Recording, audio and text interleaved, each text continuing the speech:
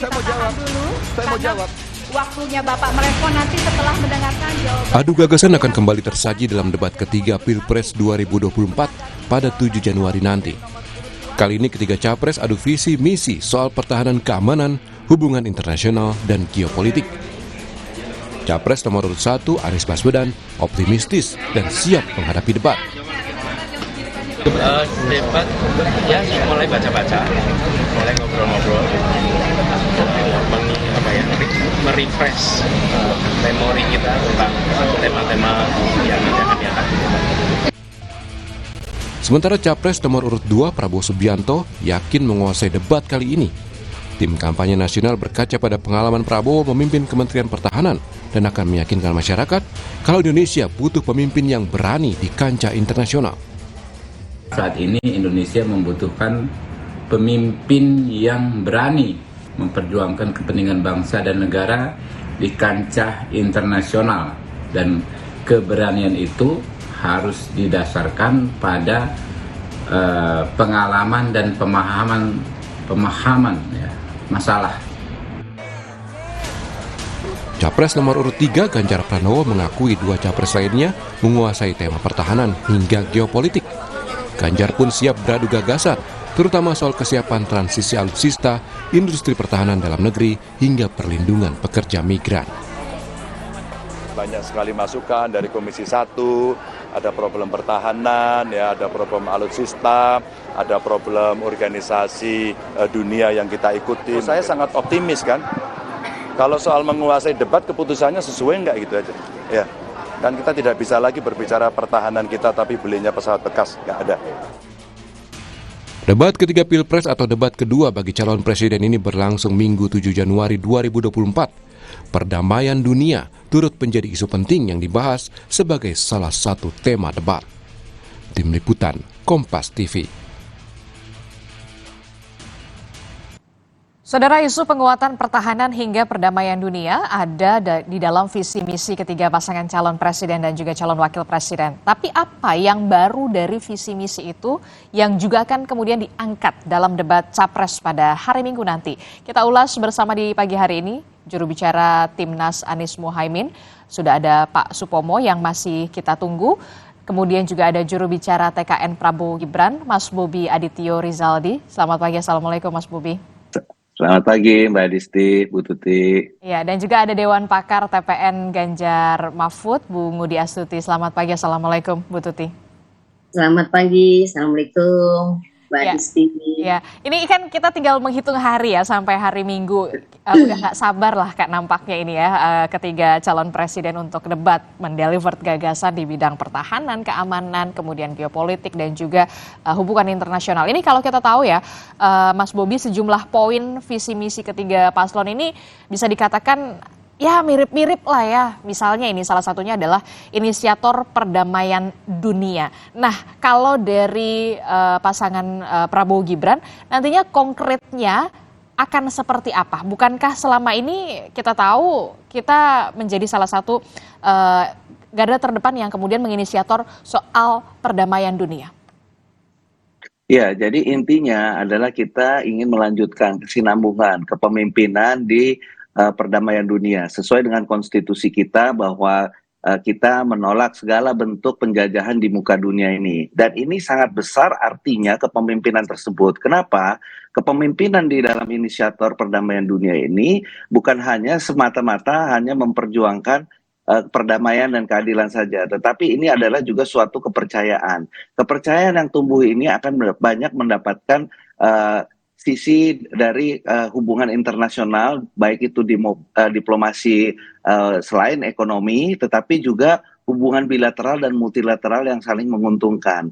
Misalkan kita sekarang menjadi inisiator untuk penyampai pesan dari negara-negara OKI untuk kita menyampaikan gencatan senjata di Israel. Ini artinya adalah Indonesia di dalam komunitas tersebut itu dipercaya, dan kalau dipercaya sebagai suatu negara besar yang mampu menyampaikan pesan ke negara adidaya, itu artinya apa? Artinya kita juga mampu melakukan hal-hal yang lain yang bukan hanya di perdamaian saja, tapi sektor-sektor peningkatan kesejahteraan lainnya. Ini yang paling utama kenapa kita terus ingin berperan aktif, bukan hanya berperan aktif tapi juga memastikan kepemimpinan dan sebagai inisiator di sektor ikut serta perdamaian dunia. Oke, kalau dari Bu Tuti, dari Ganjar sendiri seperti apa? Yang jelas kita yang selama ini adalah tetap membela Palestina karena negara Palestina tidak ada hukum untuk menyerang negara lain kalau negara itu berdaulat. Jadi apa yang dikatakan oleh Bung Karno pada KAA, Konsilasi Afrika Dasar Sila Bandung itu bahwa sejak dari tahun 55 bahwa Indonesia tetap membela Palestina sebagai sebuah negara yang harus merdeka dari penjajahan Israel. Artinya mulai dari zaman Soekarno sampai detik ini Indonesia tetap konsisten untuk membela Palestina. Salah satu saya kagum ya sama Pak Ganjar ini. Jadi waktu Piala Dunia itu ketika kontingen Israel mau datang ke Indonesia, maka dia menolaknya sehingga Piala Dunia untuk U17 tidak jadi di Indonesia. Itu adalah bentuk dari komitmen bangsa Indonesia untuk membela negara Palestina. Yang kedua, memberikan bantuan kemanusiaan dan yang ketiga jelas akan ikut juga dalam organisasi konferensi Islam untuk membela Palestina dan juga PBB supaya PBB berfungsi sebagai perdamaian internasional menghentikan peperangan yang ada di Palestina dengan Israel dan tidak jatuh korban-korban kemanusiaan yang tidak bersalah di Palestina. Terima kasih. Oke, Bu Tuti kalau tadi menjelaskan salah satu bentuknya adalah kalau kita mereview kembali pada saat itu memang Pak Ganjar Pranowo adalah salah satu orang yang kemudian menolak pada saat Pildun ini timnas Israel untuk berada di Indonesia begitu ya, untuk datang ke Indonesia. Nah kalau dari pasangan Prabowo sendiri untuk soal konflik yang kita tahu Palestina sama Israel ini masih bergulir sampai saat ini. Posisi kita nantinya ketika nanti Pak Prabowo benar-benar memimpin Indonesia seperti apa, Mas Bobi?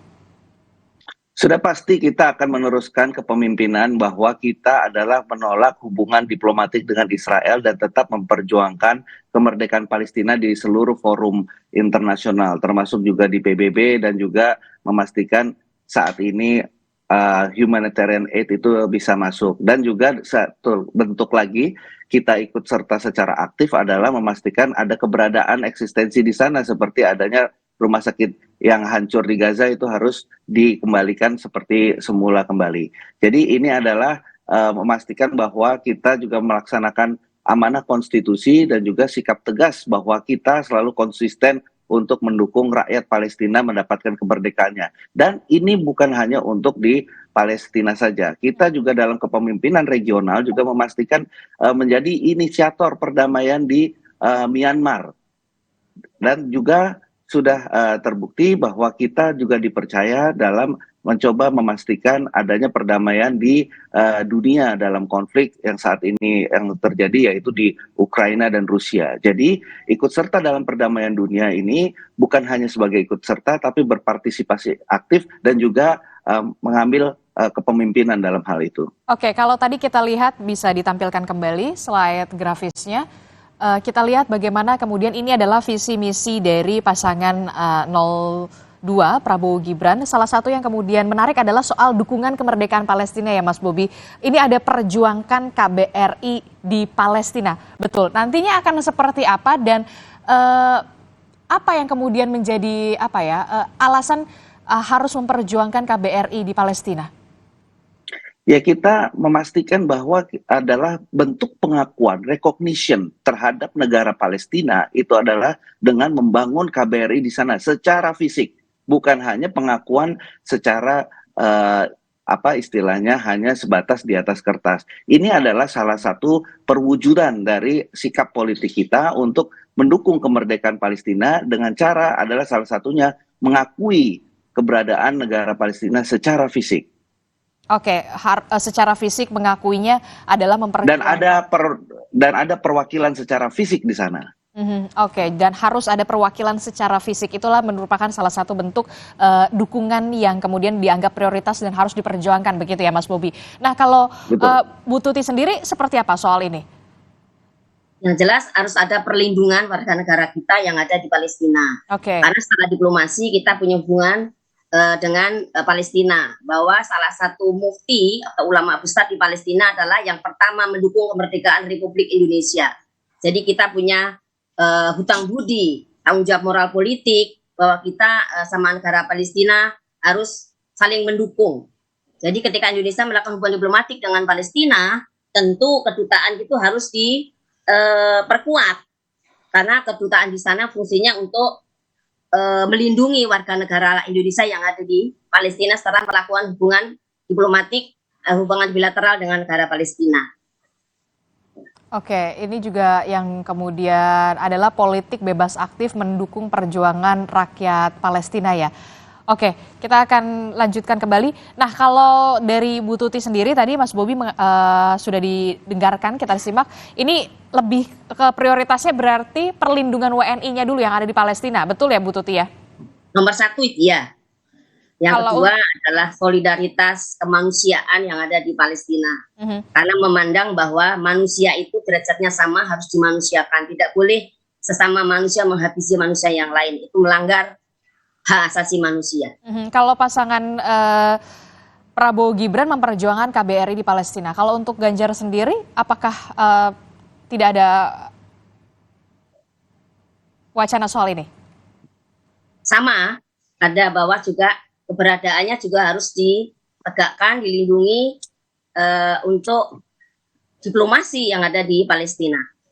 KBRI kalau misalkan Prabowo Gibran ini memperjuangkan adanya KBRI di Palestina, ini adalah salah satu bentuk nyata begitu ya. Kalau untuk Ganjar Mahfud sendiri tetap tidak ada. Sama. Kita tetap memperjuangkan keberadaan KBRI di Palestina. Oke, baik. Nah, kalau kita lihat ini kan kemudian Bu Tuti, seberapa penting isu Palestina ini masuk ke dalam visi misi dari pasangan Ganjar Mahfud ini?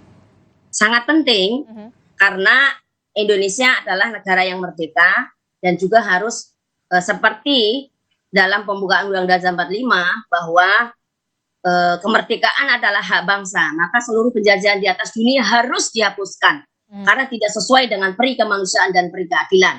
Karena negara Palestina adalah negara bagian dari masyarakat dunia. Indonesia dengan menghadapan politik luar negeri yang bebas aktif, bebas artinya tidak memilih blok barat dan blok timur, aktif ikut serta dalam perdamaian dunia, wajib hukumnya untuk membela kemerdekaan Palestina. Ini karena apa? Mayoritas bangsa Indonesia adalah Muslim, tentu kita simpatik ya dengan rakyat yang ada di Palestina yang dihabisi oleh bangsa-bangsa Israel. Oke, ini kita masih membahas soal bagaimana isu pertahanan, kemudian keamanan, hubungan internasional, salah satunya adalah memperjuangkan kemerdekaan Palestina yang kita tahu sampai saat ini konflik di Gaza masih terus bergulir. Kita masih menunggu pastinya Bu Tuti dan juga Mas Bobi untuk tim ses dari Timnas Anies Muhaimin, Pak Supomo yang sampai saat ini masih terus berupaya kita hubungi begitu ya. Nah, ini juga yang perlu disoroti adalah yang belum juga selesai sampai saat ini adalah soal perlindungan. Ini perlindungan kepada pekerja migran yang pastinya jangan dilupakan begitu ya. Nah, langkah apa yang kemudian belum dilakukan pekerja kita sampai kemudian masih mendapatkan kekerasan? Seperti apa nanti langkah konkretnya untuk pasangan Prabowo Gibran sendiri seperti apa? Jadi pastinya sekarang kita adalah memperkuat instrumen negara yaitu PPWNI. PPWNI saat ini masih bentuknya itu adalah direktorat di bawah Direktorat Jenderal Protokol. Nah, oleh karenanya bila Prabowo Gibran ini akan menjadi presiden, ini akan dinaikkan menjadi setingkat Direktorat Jenderal. Nah, ini seperti halnya kenaikan status ini adalah pengembangan organisasi. Hal ini seperti juga pernah dilakukan di pemerintahan di Jepang. Nah, oleh karenanya dengan adanya penguatan secara internal, organisasi PPWNI ini akan menjadi lebih kuat dalam melakukan tugas-tugasnya dalam perlindungan pekerja migran kita. Dan ini juga selaras dengan penguatan organisasi di tempat lain, yaitu seperti BNP 2 TKI. Yang paling utama adalah kita memastikan yang perlu adanya lintas sektoral yang saat ini sedang marak adalah untuk menangkal adanya TPPO atau human trafficking. Ini levelnya lebih tinggi dari pekerja migran. Oleh karenanya paling utama sebagai sebuah negara adalah memastikan adanya penguatan instrumen negara yang melakukan perlindungan warga negara kita. Kalau sebelumnya memang sudah ada ini, tetapi dengan adanya pengembangan organisasi ini akan memperkuat keberadaan negara dalam melakukan tugas dan fungsi perlindungan warga negara di luar negeri. Oke, terobosan baru apa yang nantinya akan dilakukan oleh Prabowo Gibran? Karena kan kalau kita lihat pekerja migran yang kemudian mendapatkan kekerasan, kasusnya banyak sekali yang bekerja di luar negeri itu karena memang mereka berangkat secara ilegal melalui jalur-jalur tikus.